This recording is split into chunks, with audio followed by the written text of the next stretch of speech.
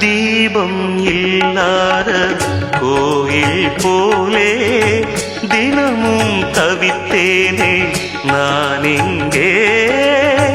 பூக்கள் இல்லாத சோலை போலே பொழுதே பூங்காற்றே நீ அங்கே.